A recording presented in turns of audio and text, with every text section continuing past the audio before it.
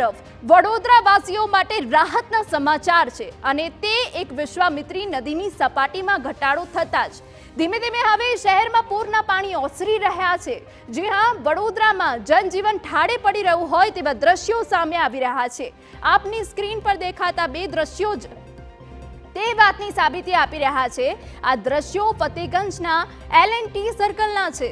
વિશ્વામિત્રીના પૂરના કારણે બુધવારના રોજ આ વિસ્તારમાં જળબંબાકારની સ્થિતિ હતી।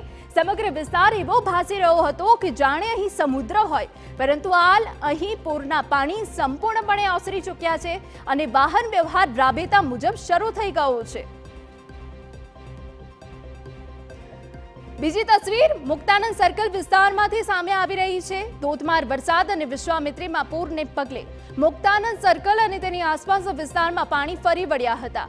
અહીં અનેક દુકાનોમાં પાણી ભરાતા દુકાનદારોની સ્થિતિ કફોડી બની હતી। જો કે હવે પાણી ઓસર્યા બાદ અહીં સ્થિતિ ઠાડે પડતી નજરે પડી। વિશ્વામિત્રી વિરેલા વિનાશમાં સૌથી વધુ વડોદરાનો સમા વિસ્તાર ઝપેટમાં આવ્યો। અહીંના જલારામ મંદિર વિસ્તારમાં તો એ હદે પાણી ફરી વળ્યા હતા કે લોકોને બહાર નીકળવામાં ટ્રેક્ટરની મદદ લેવી પડી હતી। મંગળવાર અને બુધવાર બંને દિવસ આ વિસ્તાર સંપૂર્ણપણે પાણીમાં ગરકાવ રહ્યો। જો કે હાલ અહીં પણ સ્થિતિ થાળે પડી ચૂકી હોય તેવું જણાઈ રહ્યું છે।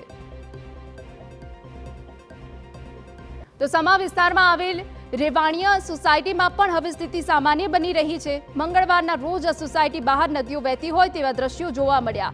લોકોને જીવન જરૂરિયાતની વસ્તુઓ મેળવવા માટે પણ હાલાકીનો સામનો કરવો પડ્યો।